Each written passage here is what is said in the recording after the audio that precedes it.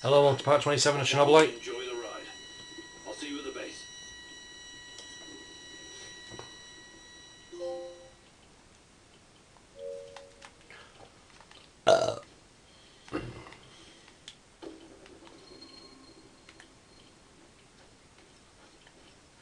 What, are you lost or something?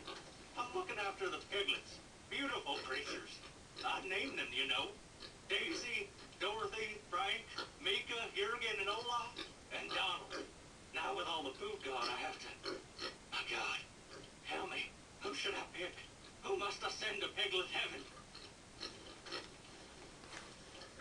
Father choice, I'm just going to go with Donald. Beat it. Fuck you.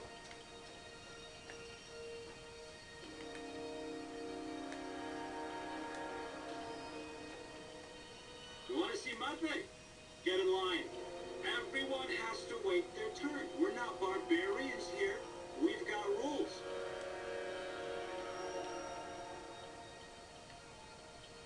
Okay. I'll wait in line. Good. You see? That's how you build a civilization. One step at a time.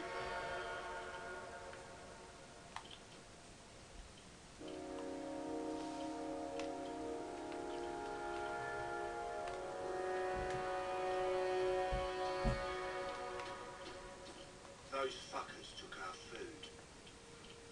And you know what they say? What do they say? Every civilization's only 3 meals away from total anarchy. I think Lenin said that. Yeah, John Lennon, smart guy. I am the walrus. Goo-goo, ka-choo. He does not know his history.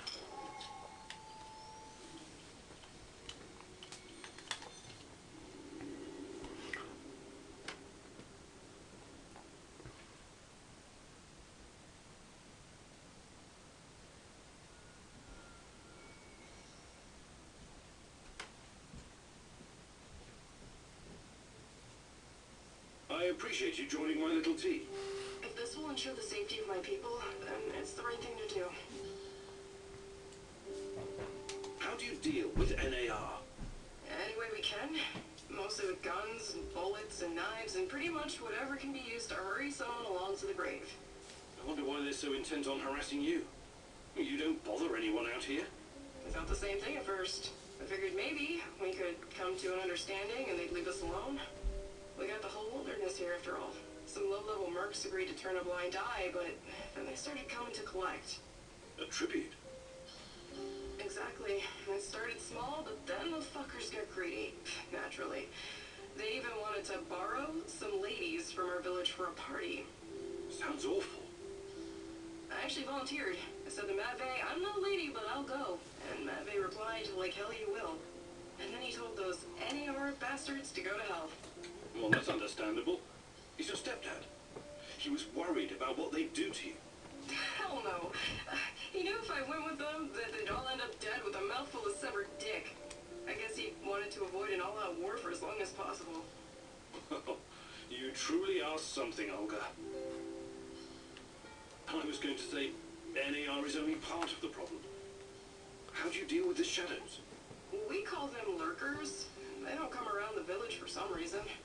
I asked Matvey about it once, but he wasn't very forthcoming. Said something about specific microclimate of this spot. Microclimate, you say? The important thing is that we're safe in the village, at least from that group of monsters. I trust Matvey. His word's good enough for me. Your village, does it have a name? We just call it Matvey's place. Initially, it was nothing but some old huts, but when those bastards started showing up on our doorstep, we decided to fortify our position. It looks almost like a stronghold. You think it could withstand an NAR siege? Not if they bring trebuchets and ballistas. But seriously, we're doing fine. Food shortages have always been the biggest issue. So I guess it's kind of a medieval situation. Shit.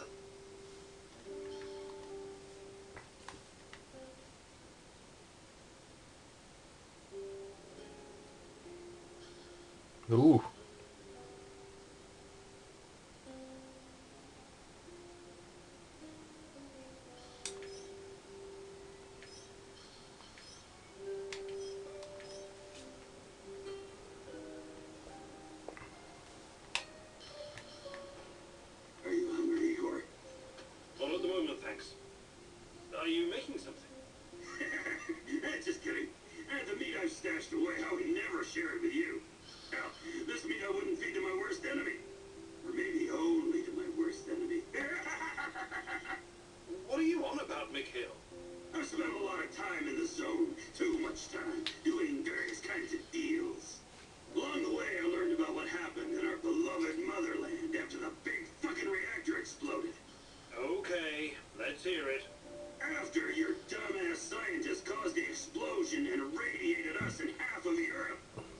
Someone told the party apparatchiks they needed to slaughter all the livestock in the area. We're talking 50,000 sheep and cattle. Of course. It was regrettable, but a reasonable thing to do, Mikhail. Right. But we wouldn't be Slavs if it wasn't for our fucking ingenuity and business acumen, huh? We always find a way. Hell, not even 100 years of communism could uproot our inbred knack for wheeling and dealing. Anyway, some genius decided it would be a waste to just throw all that meat in an incinerator. The animals were slaughtered, all right, but not destroyed.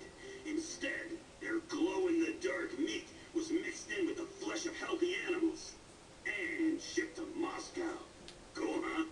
This sounds like the exact opposite of cool, Mikhail. The global Nah, I'm good. just left the party officials scared shitless. Their solution was to immediately ship it somewhere else. So they've deliberately poisoned civilians. But the truth was already out. And nobody wanted this generous gift. So there was this freaking ghost train rolling through Ukraine and Belarus from one station to another, filled with radioactive meat that no one dared touch.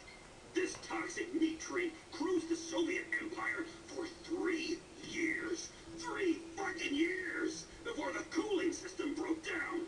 At that point, the KGB stepped in and eventually buried the cargo. But I managed to snag a piece for myself, and I'm keeping it. It could be very valuable one day. Valuable? How? Not sure yet. It could have sentimental value. Or maybe I could use it to blackmail someone. You're insane. Please keep your radioactive meat away from our kitchen.